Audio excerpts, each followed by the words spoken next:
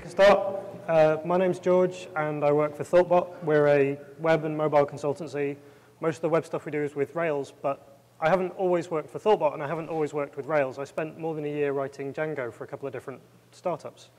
And I found moving from Rails to Django and then back to Rails again to be really fascinating. And there were lots of interesting comparisons and interesting differences that came up in that process. So that's why I wanted to talk to you all about Django today. Really quick caveat before we start properly.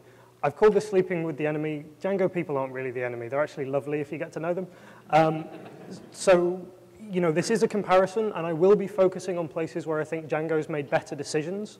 But that's only because this is RailsConf, and that's where we can learn the most. If this was DjangoCon, then I would be talking about where Rails have made better decisions. So there's no favoritism here. It's just, you know, it's just a comparison and a place we can learn. But if I'm not trying to pick a winner, and I'm not trying to say which framework's best, then why are we doing this? Well, Rails and Django solve really similar problems, but in different ways, in different languages. This is probably literally true for this audience. I say, well, you probably say tomato, most of you, and I say tomato. But it's interesting seeing those differences in language. It's interesting seeing that, you know, the same idea can be expressed in different ways. And similarly, when we look at Rails and Django, we see the same problems. We see all the boring, repetitive, or tricky bits of web development being abstracted for us. And we see it done in different ways. So we're going to look at Django, and we're going to see unfamiliar solutions to very familiar problems, which is hopefully something that can help us understand those problems better and improve Rails and improve our own apps. So that's where we're going. Now, I did say in my abstract I was going to do some live coding. And then everyone said, what? That's a terrible idea. So I've chickened out on that. All the code you're going to see is from a GitHub repository, which I'll be linking to at the end. So this is a working application. But actually, the real reason for not doing the live coding is there's quite a bit of configuration to do when you first set up a Django app. And watching me type database configuration for 10 minutes really isn't what anyone's here for. So we'll just look at the interesting bits of the code, and you can prove it all works by looking at GitHub later on. So this is the anatomy of a Django project. This is the project that's on GitHub. The project is called Demo, and it's a simple blog. So first of all, we have a directory called Demo, which contains project-level stuff. So there's some settings in here. That's where all that database config that I had to type lives. There's a URLs file, which is like the roots file in a Rails app. And there's a WSGI file, which is like the config.ru file in a Rails app. Then we have some apps. Apps is really where the meat of a Django project lives. This is where the kind of the models and the views are organized. But they're grouped together into different apps. So this project is just a blog. So it only has one app, which is called blog. And in there's a blog post model and any other models we might need for our blog. There aren't comments in this one, but you might add a comment in there, that kind of thing. And all the views you need to display those blog posts. Then we have manage.py. This is the command line interface to a Django app. So in Rails, you type Rails server. In Django, you type Python manage.py run server. It's the same idea. Also, any rake tasks that we would have in Rails or any custom extensions, that would all be done through this. Then we have a requirements file. This is the Python equivalent of your gem file. It's just a list of dependencies and their versions. And finally, we have some templates, which is just the chunks of HTML that Django is going to insert things into and use to render our pages. So we'll start from the database and work our way up. So start with models. Here's a blog post. So we're declaring a class which is called blog post. And the parentheses here in Python mean inheritance. So it's inheriting from models.model. This is the Django equivalent of inheriting from active record base in a Rails app. And so this class is a model. It's tied to a database table. We can save instances to that database table. We can get them back out again. And then something that might be unfamiliar if you've used active record, but if you've used data mapper, say, then you'll recognize this pattern. We then define the fields that the model has here in the model class. So the schema isn't defined separately. It's defined in this object. So the assignment here isn't local variables. These are attributes on the class. So I could do blog post.title to get at this title object. And the title field is an instance of models.charfield. So in Ruby, we'd say charfield.new to create an instance of a class called charfield. In Python, we just use parentheses and call it as if it was a function. and we're passing in a maximum length. And then we have some other fields, body, published, publish date. But really, this is just setting the scene. Like, a website is much more than models. What we need to do is display blog posts to make this really interesting. And to do that, we need another concept in Django called a view. Now, a view in Django is nothing like a view in Rails. I will try and keep these two things very clear as I'm speaking. But if I'm talking about Django views, they're much more like Rails actions. So in Rails, you would have a show action, which would show a blog post. In Django, you would have a detail view, which would show the detail of a blog post. And views use quite a simple mechanism. Django instantiates a request object. It passes it to the view, which is just some kind of callable. It could be anything. It could be a lambda. It could be a function. It could be a callable object, which is a quite nice thing that Python has. And it returns a response, which Django gives back to the user. But this kind of code gets very boring and very repetitive. We've all seen show actions in Rails controllers that look the same. You know, at blog post equals blog post.find params ID. Like, it's a very repetitive thing that we need to do over and over again. So how does Django abstract away this repetition? You know, Rails has all these conventional structures. We have RESTful resources. You know, we have the RESTful routing. So we have all these conventions that sort of help us to not have to write the same code again and again. We don't have to name the template again and again. What does Django give us? Well, it gives us a lot via a mechanism called generic views. So I said a view was something which handles a request and returns a response. Well, our blog post detail view, which we're declaring here, just inherits from detail view, which is a generic view that handles all the stuff that you might want to do with showing a single instance of a model. And we configure it. We tell it which model to use. We set an attribute on it, which is the model class to use. And that's it. This will now work. I mean, yes, there's a line in the URLs file that hooks up a URL to this view. But when you send a GET request to that URL, you get back a page showing the blog post. But notice all the code that isn't here. Like, there's no code here to pull the ID out of the URL. There's no code here to load the blog post instance from the database. There's no code to assign it to a variable to pass down to the template layer. All of that is handled for us by the detail view superclass. It's all kind of abstracted away into the framework. And the first time I saw this, I was a little bit worried. I thought, that's too much convention. I mean, convention's nice and all, but you're taking it too far here, guys. Just slow down. Because they've taken everything away. I've just said which model to use. And I assumed this would be brittle, and I assumed this would be hard to change. So let's change it and see what breaks. If you remember back to our blog post model, we had a published field, which determined whether or not the post was published. So we probably only want our detail view to display published blog posts. And that's the code that we need to do it. It's not as much as I was expecting. I was expecting to have to re-implement a lot of this stuff. So we're assigning another attribute on our class, which is called query set. A query set in Django is the equivalent of an active record relation. So it's a description of a query, and you can add more filtering to it later, or you can ask it for results. And in this case, the query set we're using is the blog post objects filtered on published equals true. And the detail view will now take this query set and use it as the basis of its query. So it will take this and look inside it for something with the ID that we've asked for in the request.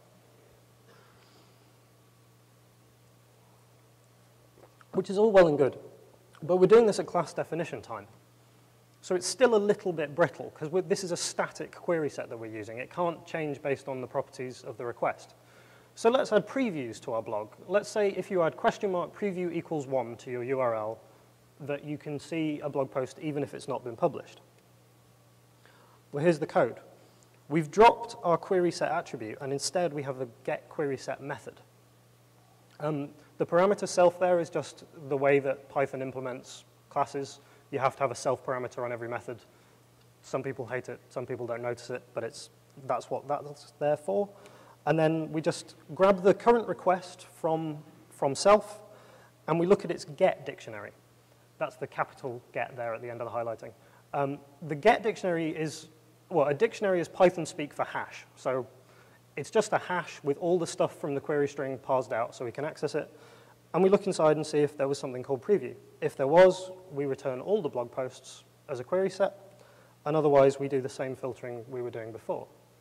So we've gone from something which is completely conventional and will show us any blog post based on the ID we gave it in the URL, to something which now has some nice dynamic behavior, but we're still not loading a blog post here. We're still not pulling the ID out of the URL. We're still not passing this down to the template. We wanted to change the query set, and that's all we've had to change.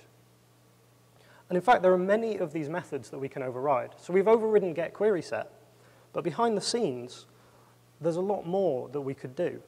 So the entry point to this, the user has made a GET request. So Django's called our view, and our view has checked the type of the request, seen that it was a GET request, and called a GET method. So GET is kind of the thing that defines what should happen with this request. But internally, that's calling getTemplate names to figure out the name of the template, which will return a template name attribute if we've defined one, or will just return a sensible default based on conventions. GetSlug field, because we can look at blog posts or whatever model by slug rather than by ID. It has getQuerySet, which we've already looked at. GetObject, which is responsible for loading the entire model. This does the whole thing. So if we wanted to stop using the Django ORM entirely and just use a plain old Python object or pull something from somewhere else, we could override this method. GetContextObjectName, which is a bit of a mouthful to say, but context is the stuff that gets passed from a view to a template. So this is just the name that our blog post should be given in the template. And again, we can do a static version by setting an attribute on the class, or we can override the method for a dynamic version, or there's a sensible default by convention. And finally, getContextData returns all of the stuff that gets passed to the template. So there's a lot of methods being used by get, and we can override them all to vary the algorithm in small ways. And if you're a fan of Gang of 4, or you've read Sandy Metz's Practical Object-Oriented Design in Ruby, you might recognize this as the template method pattern. So if you're playing design pattern bingo, you can cross that one off on your bingo card now. The template method pattern is really useful as a kind of seam between framework code and application code, because it says the framework can define a standard algorithm which is just called as one method call. You just call the template method. And the template method will call lots of small primitive operations. And then the subclasses in the application code can say, well, I like the convention for everything but the query set, so I'll just replace that one primitive. So this gives us very, very flexible code. And it gives us very clean code. There's no boilerplate in there. The only code that you write in a Django view is the stuff that goes outside of the conventions. You never write any code to implement the conventions, which compared to a Rails action, I mean, say you were to use the scaffold, the stuff you get out of the scaffold, there's some boilerplate in there. There's some stuff to read through that's just implementing the conventions. So this is a place where I've been surprised and impressed by how far Django's taken the idea of convention over configuration. Because it's not just giving us conventional structure, but it's also giving us conventional functionality, but in such a way which is still quite simple to change with a small amount of code, and still quite flexible when we want to go off the rails, or not off the rails, off the pony? I don't know, what would you call it in Django? The Django logo is a pony. No? Okay. Crashing on. So we can display blog posts now, but that doesn't really make a blog. So far, we still have an empty database, and we want to create blog posts. So this is a single example of an incredibly common pattern in web applications, where you have an HTML form, the user submits it, which causes a post request to happen.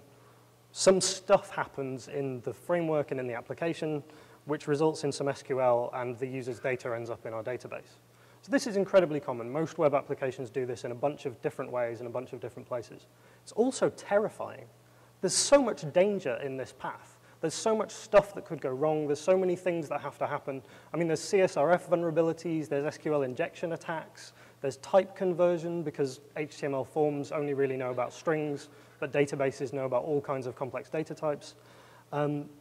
There's things like the strong parameters problem, where the user might have sneakily added an extra field to the form to get that into your database. You know, there's a lot that can go wrong in this path, even though it's very common. And so, understandably, frameworks provide a lot of help with this. So let's see what Django gives us. Well, the first thing we do is create another view.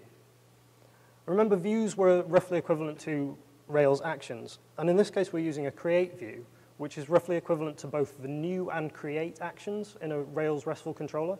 So if you send this a GET request, it will show you a form.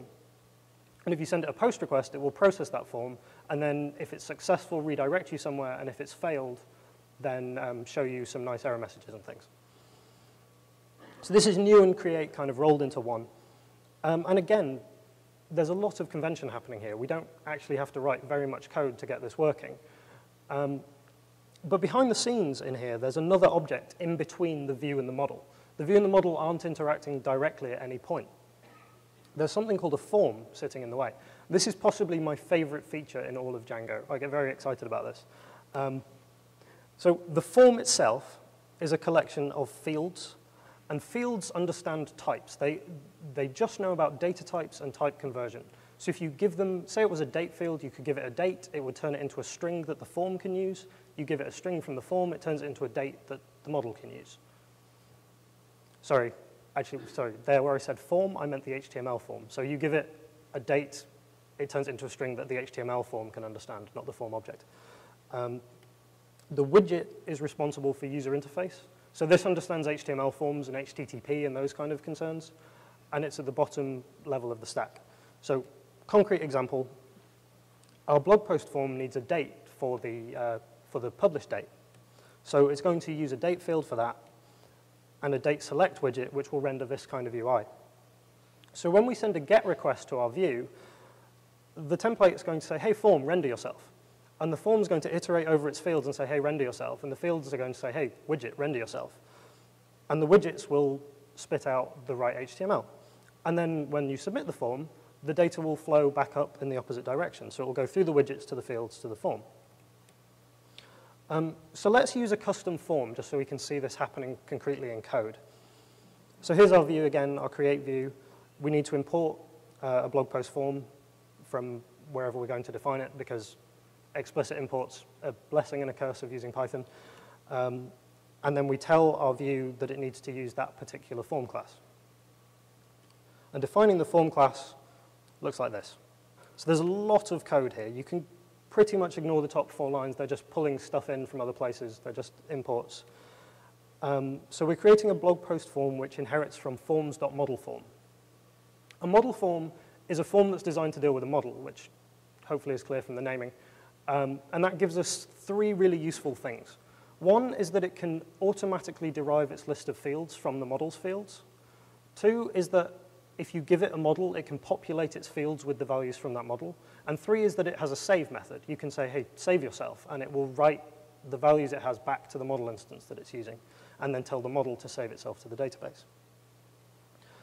So inside this form class, we have a meta class, which for the purposes of this code, we can just think of as being a collection of configuration options.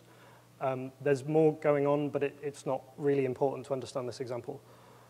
So we tell it which model to use, and at this point, we could stop. It could have just derived all of its fields from the model, and we're done. But we might want to say exclude some fields. So this is where Django is solving the same problem as strong parameters and Actor accessible. This is where the filtering is happening, where we're saying we want a form that represents a blog post, but we don't want the published field. We don't want the user who's interacting with this form to be able to publish a post, just to create a draft. I think this is a more useful place to have the filtering. It's neither in the controller nor in the model. It's in a third place in between. But because this form object is responsible for both drawing the user interface and processing the data that comes back, it's really hard to screw this up. If you accidentally leave a field in the form, it's in your user interface. Someone's probably going to spot that.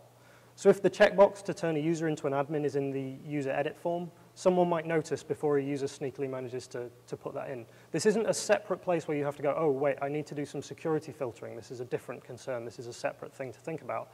It's just the process of building a form naturally leads you towards including and excluding the right fields. And if the form doesn't have a field, well, the form doesn't really know much about the model. It just knows what fields it has. So if the model has a field, but the form doesn't have that field, the form will just ignore it. There'll be no exception, no breakage. It just won't ever get processed. So we have a form, and the form has a list of fields, and the final layer of this is widgets. Now, again, we could just stop. We could go with the default widgets that come with the fields, but the default date widget is actually not that great. It's a text field where the user has to type ISO 8601 formatted dates, which, I mean, I'm fine with that, but I don't think it's very good user experience for people who are less nerdy about standards. So let's give the user a better experience by giving them a select date widget. So we're just saying, like, this is a dict, again, similar to a hash, and we're saying for the publish date, use a instance of select date widget. So the stage is set. We have our view. It's using this custom form. We send it a GET request, and we see something like this. Now, it needs some CSS. It needs a submit button. It needs a title. You know, there's some work to do here, but it's a working interface almost. And when the user submits this form, here's the process that it runs through. So the HTML form itself will generate this, which is the HTTP encoded version of the fields. I'm only showing the date-related fields here because otherwise the examples would be really, really long, but the other fields would all be in here too. This goes through some plumbing, and by plumbing I mean insignificant things like the internet and a web server and WSGI, which is the Python equivalent of rack, and the low levels of Django and the routing, but eventually it comes out looking like this, which is already more useful. We've already gone from the string that we got from the browser in the HTTP request into a dict, and we can pull out the individual values, but the values are still correlated to the fields in the HTML form. They're not correlated to the fields in our model, and they're not in the right types. They're all strings. So this arrives at our view, and our view passes the whole thing unmodified to the form. It just says, hey, I got this stuff from the browser. See what you make of it. Now, the form will iterate over all of its fields, and one by one, it will give the whole dict to the widgets that are associated with those fields. Because the form doesn't know or care which values came from which widget. It leaves that up to the widgets. It just says, here's all this stuff. You know how many fields you created. You know what they were called. Pull out the right values. So our select date widget will pull out the right values, combine them together into a string. And it's a nice ISO 8601 formatted string, the exact string we didn't want our user to have to type, which hits the field, and the field converts it to a Python date object.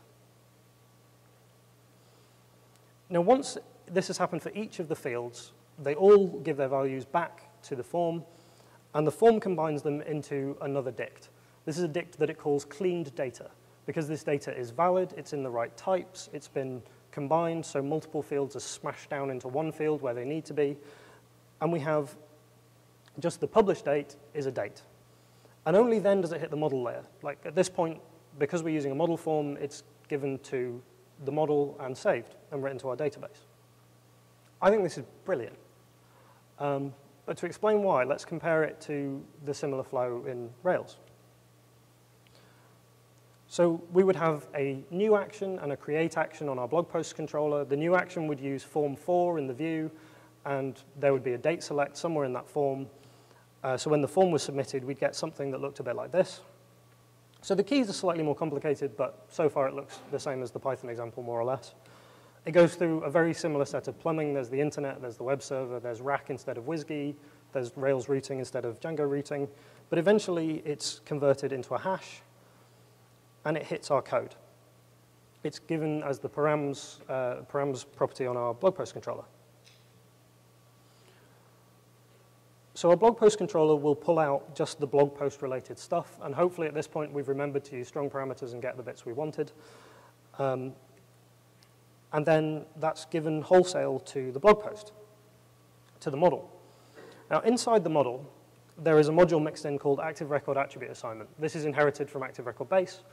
So we have this, and this is responsible for doing, when you give a model a hash and it assigns all the things in the hash to the individual fields, this is the module where the magic happens. So the first thing it does is it looks at these keys and it notices there are these parentheticals at the end. So 1i, 2i, 3i. So it knows that these three publish date values are the first, second, and third parts of the same values. That's the 1, 2, 3. And the i's mean they all need converting to integers. So it pulls those out into an array, and that gets us as far as here. But then there's still this final leap from the array to the date. And how does it make that leap? Well, we're inside the model, so we've already checked the database schema to find the types of the fields. So it just asks the model, hey, could you introspect on your fields and tell me what's going on with this publish date? Is this a date? Is it a time? What is it? and the model tells it based on what the schema said. And attribute assignment converts this array into a date, which definitely works, but there's a problem with this. We have these two components at opposite ends of our stack. We've got a view helper, which is the date select thing over here, as close as you can get to the user. And then way over here, as close as you can get to the database, we've got attribute assignment needing to talk to the schema to understand what to do with the stuff that came out of here. And then in the middle, strong parameters has to also understand this and be able to give back something that this can understand. Because when you're passing through the publish date through strong parameters has to know, well, the parentheticals, I can ignore those, and this is all part of the publish date value. So we've got two very distant parts of our system that have to cooperate quite closely. And we've got three places we would need to change if you ever wanted to change this format, which is kind of, I guess, referred to as shotgun surgery sometimes, where you have to change multiple classes to make one change in functionality. The Django example, on the other hand, is a really nice example of the single responsibility principle. You've got three objects, each responsible for one layer of the stack. And they just do their job, and it's quite clear. You can draw quite a clear picture of what's happening in Django, and you can swap out individual components. So why have I been telling you this? Why have I told you that Django has great conventions, and why have I told you that Django's using single responsibility in places that Rails isn't? Well, because Django's awesome, that's why. But Rails is also awesome. I'm not saying that Rails isn't. The point of this talk is hopefully not to make you all switch to Django or to make you think, oh, that guy's a jerk, he hates Rails, but to say that there is great work going on in the web that isn't happening in Rails. There's been loads of cross-pollination and collaboration in the past, but I think there's still space for more. There's still space for the communities to learn from each other and to share ideas and to kind of gain understanding of different patterns and different solutions by looking at each other's work. The example I gave of date select being reliant on the database schema, that means if you're using an active model, you can't use date select with it. Except I have a pull request in process to make it so that you can, which was entirely inspired by me using and understanding Django and then looking at Rails and seeing that there was something we could be doing better. That's not to blow my own trumpet and saying, well, I'm contributing to Rails, but it's just to say that there is this inspiration out there in other web frameworks and other communities that all of us can draw on and we can use to make our own applications better and Rails itself better. And so maybe the next time you see a link to a talk from DjangoCon, or you're starting a side project, maybe try a different framework, try a different language, see what happens. The worst that could happen is you think, well, that was terrible, and you get to feel really good about using Rails every day. And the best that could happen is you learn something, and you learn something that you can bring back to the community and share with the rest of us and make Rails better for everyone. So yeah, hopefully that's been a good overview of Django and how we can share more. Any questions, feel free to email me or ask now. I think we've got a few minutes left. Yeah, we've got about 10 minutes left, so if any questions, then feel free.